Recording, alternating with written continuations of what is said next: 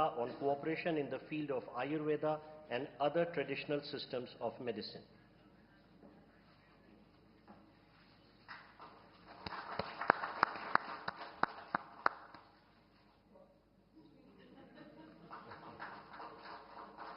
Thank you, Ministers. Thank you, sir. Next, we have the exchange of the cooperation program between the Government of Republic of India and the Government of Republic of Angola in the domain of culture for the period 2025-29. This will be exchanged on the Angolan side by His Excellency Clement Kamemba, the Ambassador of Republic of Angola to India, and on the Indian side by Sri Damu Ravi, Secretary ER-MEA.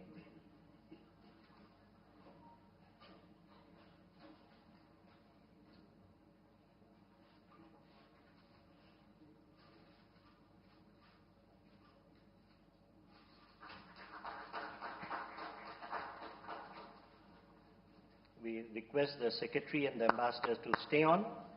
We next have the handing over of the International Solar Alliance Framework Agreement.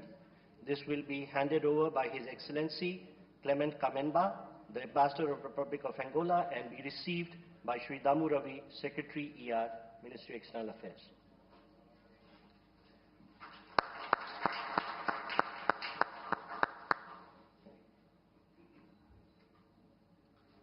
Thank you, sir.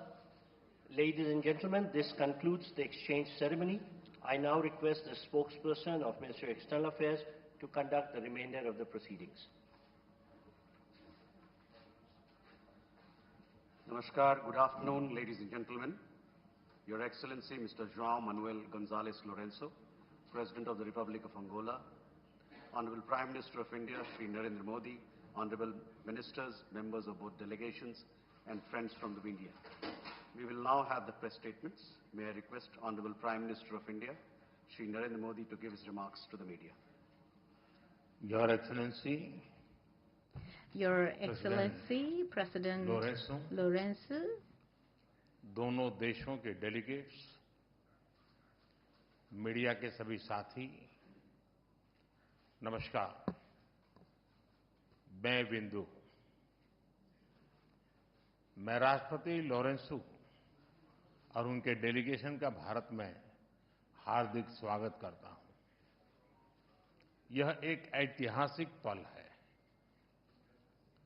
38 वर्षों के बाद Angola के राष्ट्रपति की भारत यात्रा हो रही है। उनकी इस यात्रा से न केवल भारत अंगोला संबंधों को नई दिशा और गति मिल रही है, बल्कि भारत और अफ्रीका साझेदारी को भी बल मिल रहा है। फ्रेंड्स, इस वर्ष भारत और अंगोला अपने राजनयिक संबंधों की 40वीं वर्षगांठ मना रहे हैं, लेकिन हमारे संबंध उससे भी बहुत पुराने हैं, बहुत गहरे हैं। जब अंगोला फ्रीडम के लिए फाइट कर रहा था, तो भारत भी पूरी फेथ और फ्रेंडशिप के साथ खड़ा था।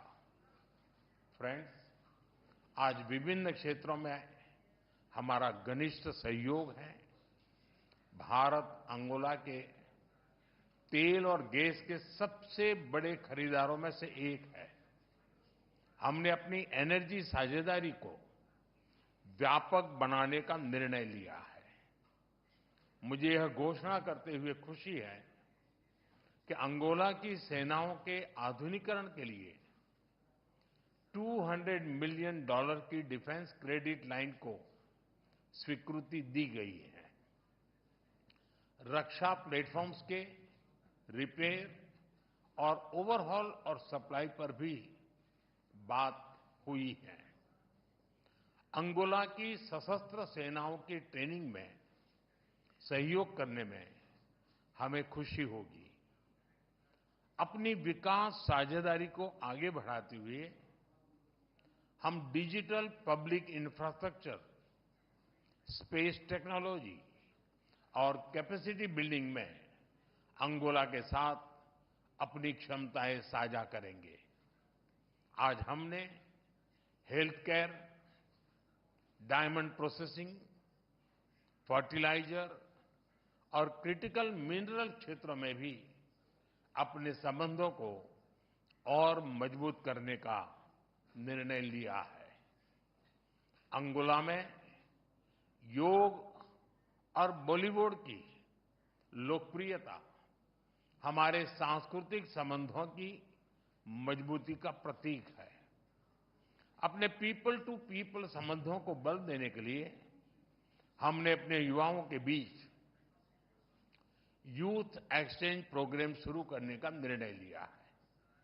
फ्रेंड्स, इंटरनेशनल सोलर अलायंस से जुड़ने के अंगोला के निर्णय का हम स्वागत करते हैं। हमने अंगोला को भारत की पहल coalition for disaster resilient infrastructure, big cat alliance और ग्लोबल बायोफ्यूल अलायंस से भी जुड़ने के लिए आमंत्रित किया है। फ्रेंड्स, हम एक मत है कि आतंकवाद मानवता के लिए सबसे बड़ा खतरा है।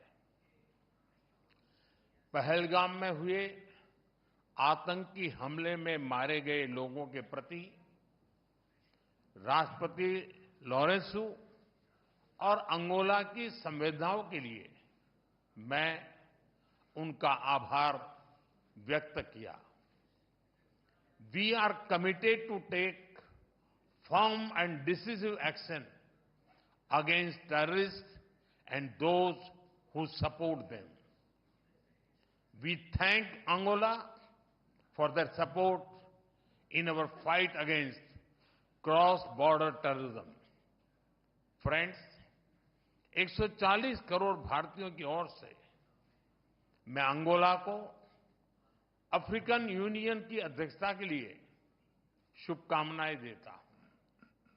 हमारे लिए यह गौरव की बात है कि भारत की G20 अध्यक्षता के दौरान अफ्रीकन यूनियन को G20 की स्थायी सदस्यता मिली। भारत और अफ्रीका के देशों ने कॉलोनियल रूल के खिलाफ एक सूर में आवाज उठाई थी, एक दूसरे को प्रेरित किया था। आज हम ग्लोबल साउथ के हितों, उनकी आशाओं, अपेक्षाओं और आकांक्षाओं की आवाज बनकर एक साथ खड़े रहे हैं। पिछले एक दशक में अफ्रीका के देशों के साथ हमारे सहयोग में गति आई है। हमारा आपसी व्यापार लगभग $100 बिलियन हो गया है। रक्षा सहयोग और मैरीटाइम सिक्योरिटी पर प्रगति हुई है। पिछले महीने भारत और अफ्रीका के बीच पहली नेवल मैरीटाइम एक्सरसाइज एक्यूम की गई है।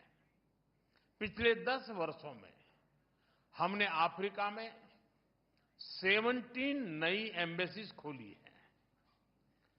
$12 बिलियन से अधिक की क्रेडिट लाइंस अफ्रीका के लिए आवंटित की गई है।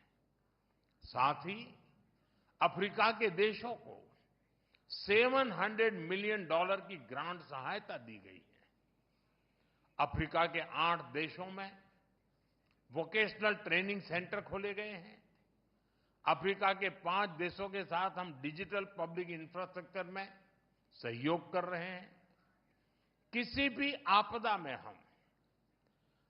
हमें अफ्रीका के लोगों के साथ कंधे से कंधा मिलाकर फर्स्ट रिस्पॉन्डर की भूमिका अदा करने का सौभाग्य मिला है। भारत और African union, we are partners in progress, we are pillars of the global south. मुझे विश्वास है कि अंगोला की अध्यक्षता में भारत और अफ्रीकन यूनियन के संबंध नई ऊंचाइयां हासिल करेंगे। एक्सेलेंसी, एक बार फिर मैं आपका और आपके डेलीगेशन का भारत में हार्दिक स्वागत करता हूं। बहुत बहुत धन्यवाद। Obrigado. Thank you, sir. May I now request His Excellency Mr. João Manuel González Lourenço, President of the Republic of Angola, to give his remarks to the media. Thank you very much. Thank you very much, all Your Excellency Narendra Modi, the Prime Minister of the Republic of India, distinguished members of the Indian and Angolan delegation, distinguished guests, ladies and gentlemen.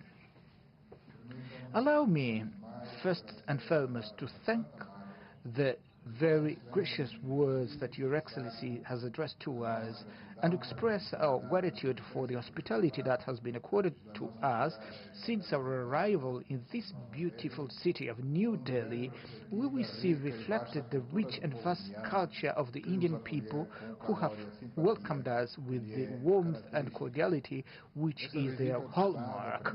This state visit, the first I undertake to your country, takes place 38 years after President José Eduardo Santos visited India at a time when Angola was grappling with a long conflict that significantly constrained the achievement of the development goals which we would have begun to realize within the framework of cooperation with your great country. Today, circumstances have changed.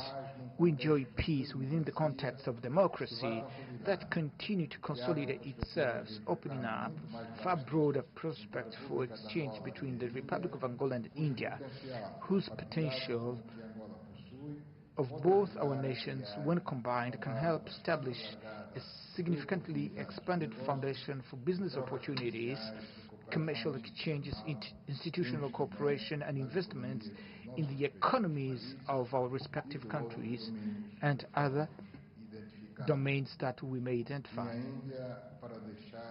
I've come to India to convey, amongst other aspects, a message of admiration and friendship that we hold with your country, whose history is rich in events that have made it a cultural, scientific, technological, political reference on a global stage.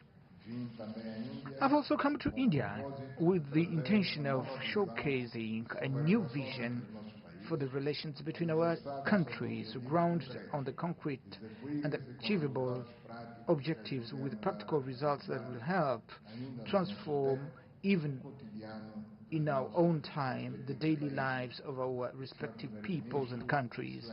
Honorable Prime Minister, Excellencies, when we reflect upon what has been accomplished since the establishment of relations between our respective countries, as well as what remains to be done and what may yet be achieved, we observe a gap in accomplishments that we both have the need and are able to bridge, taking into account the human, material and other resources at our disposal.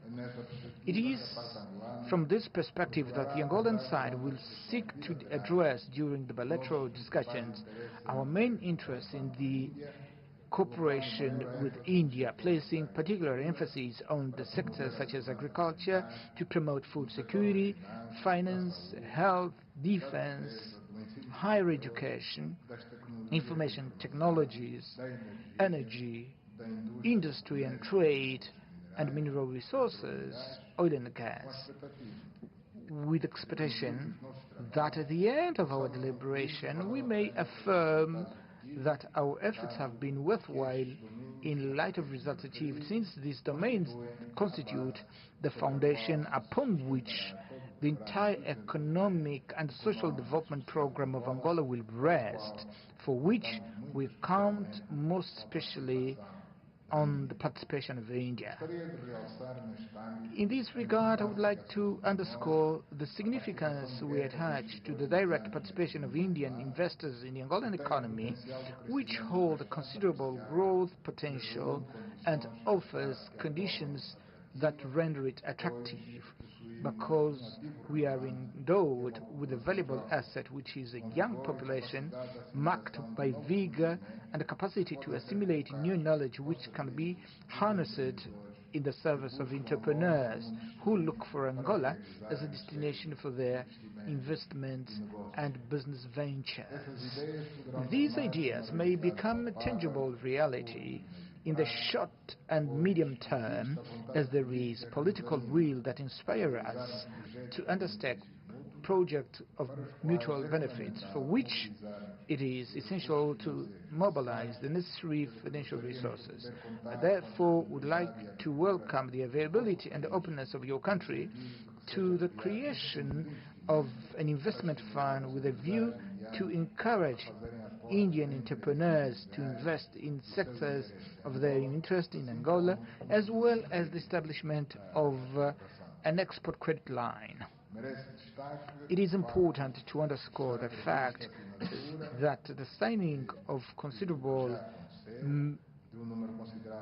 number of legal instruments has happened, which will enable the resumption and strengthening of bilateral cooperation following the prolonged period of stagnation since the signing of the General Agreement on Economic, Technical, Scientific and Cultural Cooperation on 4th October 1986 up to the convening of the first session of the Angola-India Bilateral Commission in September 2020 and the activation of the political and the diplomatic consultation mechanism between our two countries on the 11th of August 2023. This renewal of contacts, which took place during a critical period in the recent history of humanity, when the COVID-19 pandemic, on one hand, restricted contacts between peoples and nations on a global scale, but on the other hand, it was precisely in this challenging period that we came together once again to discuss our perspectives, our interests, our visions for the future, as well as the challenges, the common challenges for Africa, in particular, we're facing at the time confronting an unprecedented phenomenon in which your country played a prominent role through its contribution to the African continent, especially with the donation of vaccines that have proven essential in the effort to contain the spread of the disease. Your Excellency Prime Minister Narendra Modi, Your Excellencies, in this engagement between two countries of global south from different regions of the world, yet of undeniable strategic importance, we are compelled to address issues pertaining to the current international landscape given their complexity and the threats they represent. I am firmly convinced that we share the same principles and common perspectives regarding the need to contribute to the reconstruction of a new world order by restoring to the United Nations and all its bodies the central role in seeking for solutions through dialogue, which may contribute to reducing the current tensions that generate political instability, humanitarian crisis, and market uncertainties with grave repercussions for the global trade and consequently for the food and energy security of countries on a worldwide scale. All these facts underscore the primacy of multilateralism over the perspectives advanced by groups of countries that regard themselves as sufficiently powerful and are entitled to impose development models and solutions to which all others must submit. This scenario tends to underestimate international law as the framework that must continue to be globally accepted for resolving the conflict in the Middle East on the basis of the relevant United Nations Security Council resolution that set forth the establishment of the State of Palestine, as well as the conflict unfolding in Ukraine and other regions of the world, notably in Africa, where we are concerned about the war in Sudan, in the Democratic Republic of the Congo, and the chronic instability that has prevailed for years in the Sahel region in Africa. Thank you very much, Honorable Prime Minister, and thank you everyone present. Thank you, sir. That concludes the press statements. Thank you for your presence, ladies and gentlemen.